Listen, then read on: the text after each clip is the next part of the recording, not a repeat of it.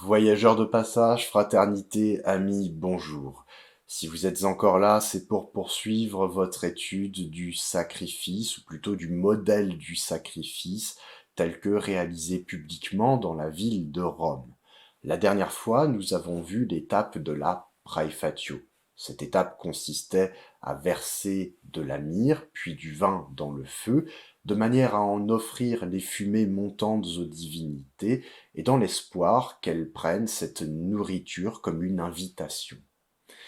À partir de là, nous avons établi trois échelles, une échelle qui va de bas en haut du monde humain au monde divin, rien de surprenant ici. Puis nous avons rajouté à cette échelle, je veux dire superposé, une seconde verticalité qui va du profane vers le sacré, ce qui nous a permis de comprendre qu'un objet qui était sacré, voire même un être vivant qui était sacré, était simplement détaché du monde humain pour aller sous l'empire des lois divines. Et c'est là notre troisième échelle, c'est-à-dire que nous avons en bas le ius, le droit humain, et en haut, le droit divin. Vient ensuite l'étape de la consécration de la victime. Cette étape, on l'appelle l'immolatio, ou en français, l'immolation. Alors, je vous propose un exposé en trois parties. Dans un premier temps, nous allons nous intéresser aux mots, au vocabulaire. Que signifie immolation? D'où vient ce mot? Comment peut-on le découper? Dans un deuxième temps, nous allons analyser le geste rituel de l'immolation. Et puis ensuite, nous allons décortiquer une mécanique du rituel qu'est la parole performative et qui est une véritable clé de la compréhension de la culture romaine.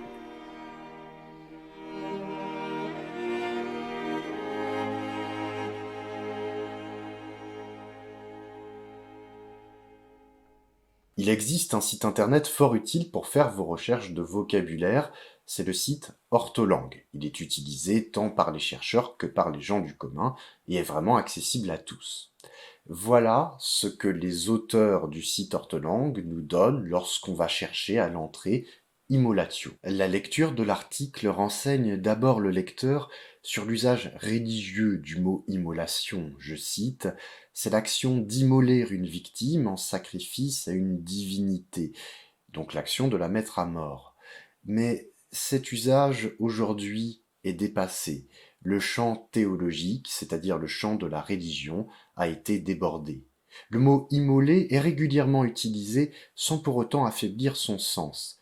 L'immolation est devenue une forme de destruction d'individus, d'objets, d'idées, dont l'absence de justification le dispute à la violence excessive. Que s'est-il donc passé entre l'Antiquité et nous? Eh bien, le monothéisme et le christianisme auront modifié le sens entre-temps. L'immolation a pris une acception péjorative quand elle était faite pour une autre divinité que le Dieu unique, dans le judaïsme en tout cas. Et puis, avec le christianisme, le sacrifice du Christ a mis un terme au sacrifice animal qui, pour le chrétien d'Europe, est devenu quelque chose d'antique. Il y a substitution, on rejoue la mise à mort du Christ sous la forme d'un drame religieux, mais sans animal réel dans l'Église.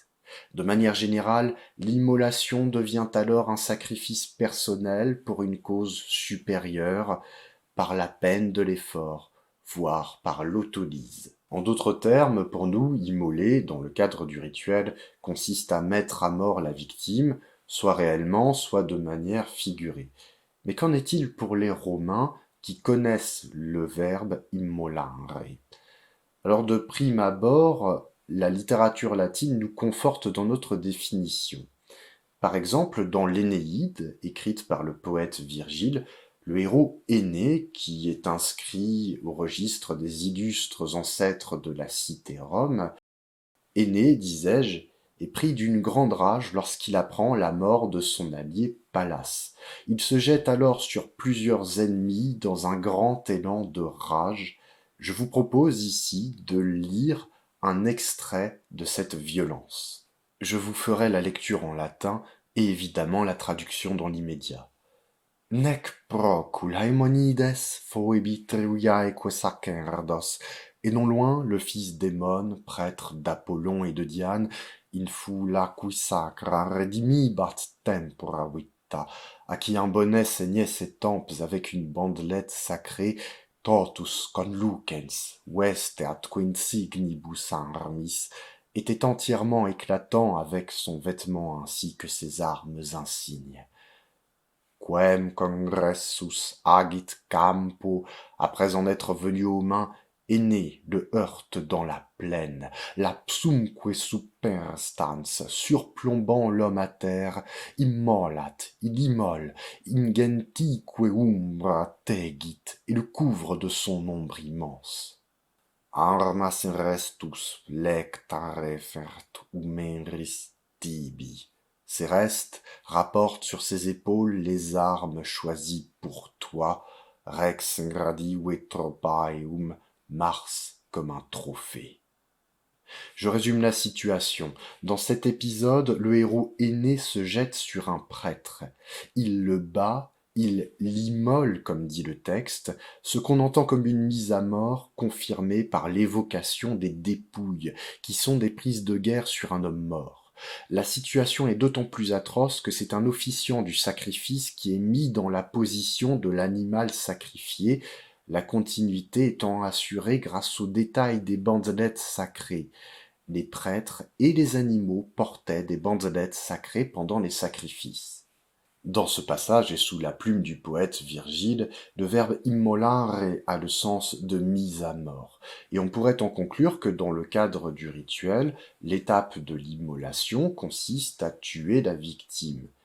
Cependant, le latiniste sait qu'il doit rechercher l'ensemble des sens d'un verbe et il va fouiller dans ce qu'on appelle un dictionnaire étymologique, c'est-à-dire un dictionnaire qui raconte l'histoire d'un mot. Et voilà ce qu'on peut trouver dans ce genre de dictionnaire. À l'entrée immolo, les auteurs me renvoient au nom mola qui signifie la farine. Et à mola, je suis une fois encore renvoyé à une autre entrée, le verbe molo qui signifie moudre. Alors c'est tout de même curieux, on part d'une histoire d'immolation, potentiellement de mise à mort, pour finir dans la farine. Comment est-ce que les Latins ont bien cuisiné leur langue pour faire le lien entre les deux? Maurus Servius Honoratus, qu'on appellera Servius pour les intimes, commentateur de Virgile et grammairien antique, nous donne un coup de main dans son commentaire de notre passage. Voilà ce qu'il en dit. Sane immolari predicuntur hostiae non cum caeduntur, sed cum accipiunt molam salsam. On dit de façon tout à fait appropriée que les victimes sont immolées, non pas quand elles sont abattues, mais lorsqu'elles reçoivent la mola salsa, la farine salée. Après tout, le verbe immoler ressemble beaucoup au nom mola, surtout au niveau du radical. Et si Servius se sent obligé de préciser le sens du verbe immolare lorsqu'il commente Virgile, c'est certainement parce que le poète utilise le verbe autrement que dans son emploi classique. Mais alors, le verbe immolare n'est-il vraiment jamais utilisé dans les époques anciennes comme synonyme de mettre à mort une victime? Voilà ce que Servius nous en dit ailleurs, toujours sur un commentaire de l'Énéide. Olim hostiae mollatae dicebantur molla salsa tactae. Jadis on disait des victimes touchées par la molla salsa, la farine salée, qu'elles étaient immolées. En revanche, elles sont dites mises à mort uniquement lorsqu'elles sont frappées près de l'autel. Voilà la grande différence. Retenons donc que le verbe immolare a pour sens strict d'asperger la victime de farine sacrée, de molla salsa. Mais quel est donc le sens rituel de ce geste?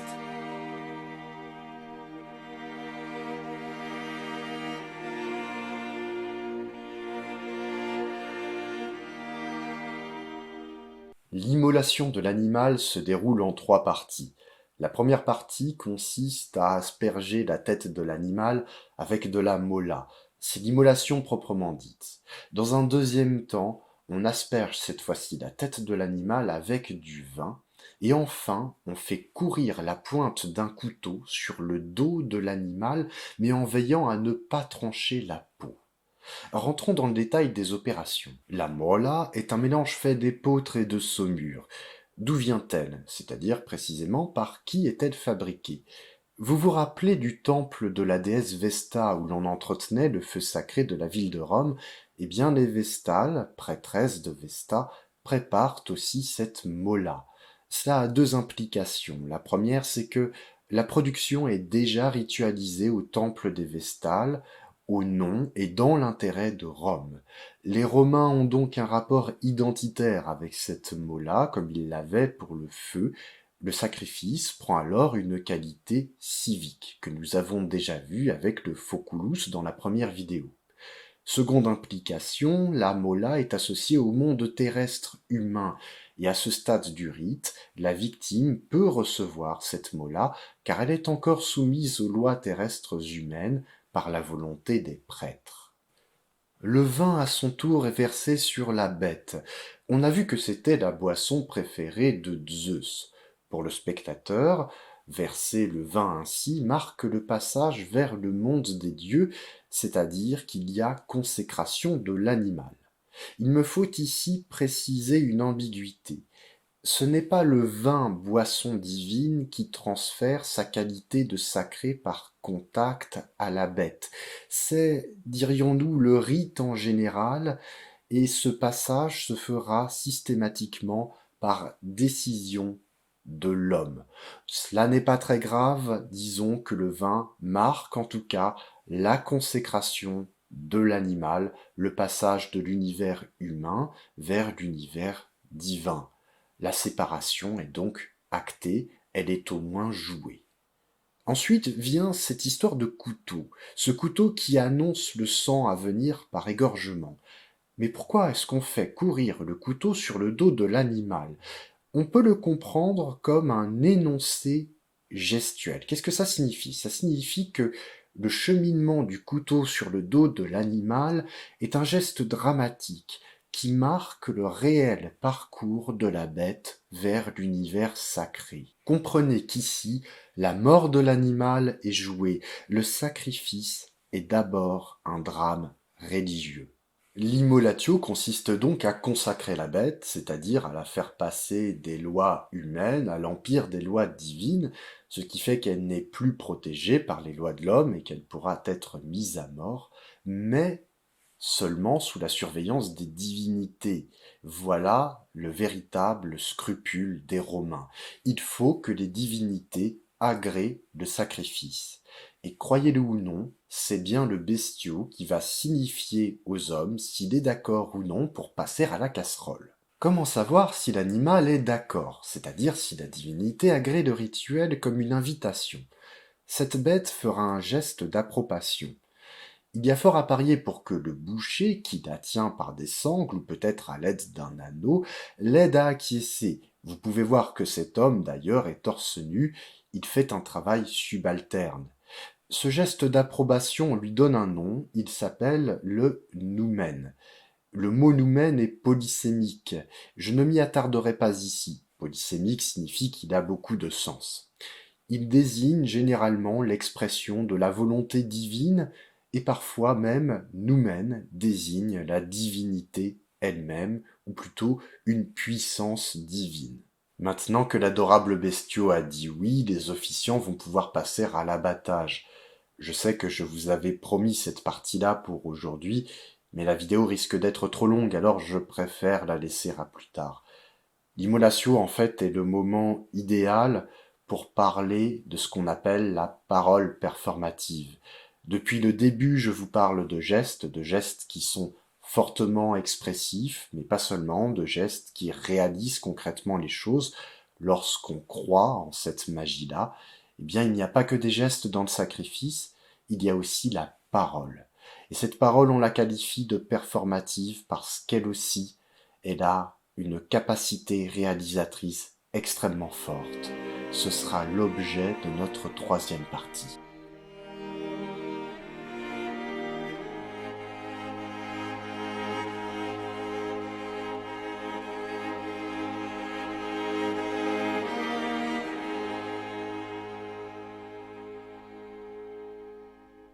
La parole dans le sacrifice était d'une importance capitale, comme le rapporte ce cher Pline l'Ancien dans ses histoires naturelles. Alors Pline l'Ancien, c'est un encyclopédiste avant l'heure qui nous renseigne beaucoup sur la culture romaine. La dernière fois, j'ai dit que Caton l'Ancien était un encyclopédiste avant l'heure, je me suis trompé, j'ai confondu les anciens entre eux. Caton l'Ancien est un homme politique qui est un modèle majeur pour les Romains au niveau des mœurs. Mais peu importe, ce qui nous intéresse, c'est ce que dit Pline à propos du sacrifice. Ainsi, on pense que sans une formule de prière, il serait inutile d'immoler des victimes et que les dieux ne pourraient être convenablement consultés. Nous avons vu que des personnes revêtues de magistrature souveraine ont prononcé des formules déterminées.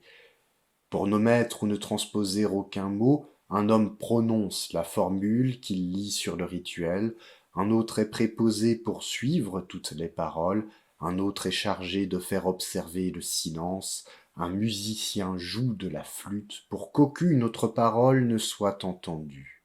Et ces deux faits remarquables sont consignés, à savoir que toutes les fois qu'un sacrifice a été troublé par des imprécations, ou que la prière a été mal récitée, aussitôt le lobe du foie ou le cœur de la victime a disparu ou a été doublé sans que la victime ait bougé.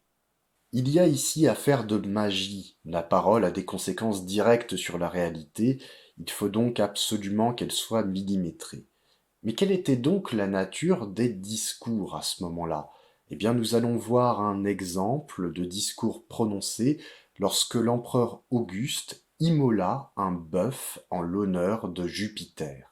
Jupiter très bon, très grand, comme il est écrit dans les fameux livres pour ce qui te concerne, pour cette raison donc, et pour que cela soit encore plus avantageux pour le peuple romain et pour les Quirites, qu'il te soit sacrifié par ce bœuf magnifique, je te demande et te prie.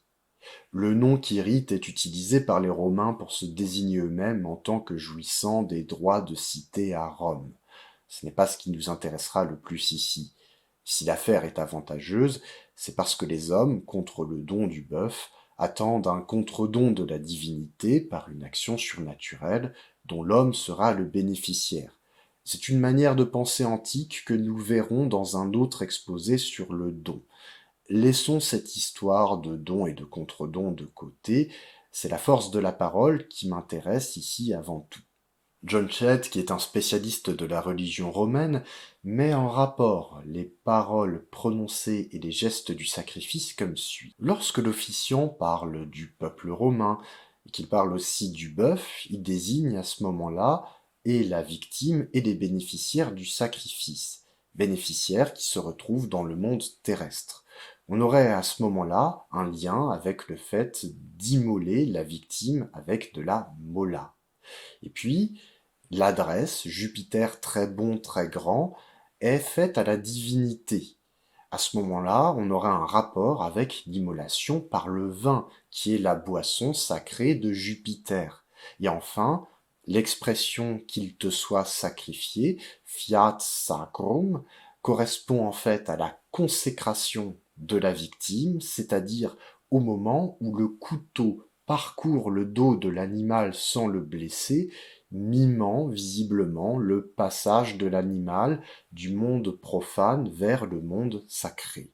Cette parole capable de réalisation magique est dite performative. Mais finalement, la parole performative, qu'est-ce que c'est exactement? Prenons des exemples simples. Lorsque vous dites la phrase «Cette table est en marbre», vous faites un usage descriptif du langage.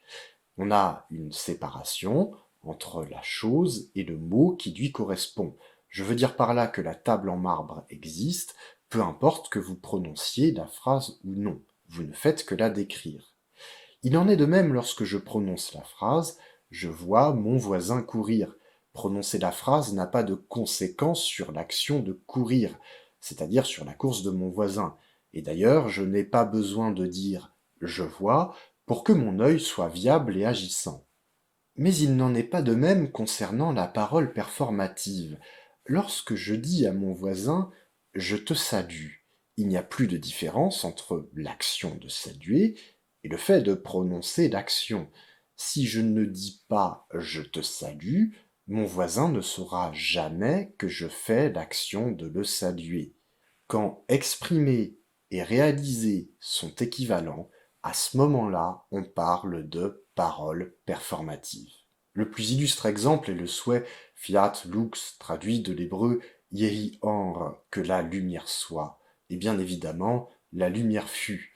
On est alors au degré suprême de la parole performative, un être démiurge créé des choses en disant leur nom. Le nom précède la chose. Le mot existe avant la chose, c'est un mode de pensée qu'on retrouve plus généralement dans les croyances en la magie. Revenons au rituel du sacrifice à Rome. Si le geste et la parole ont une capacité réalisatrice équivalente, pourquoi cumuler les deux? Eh bien, la réponse est assez simple.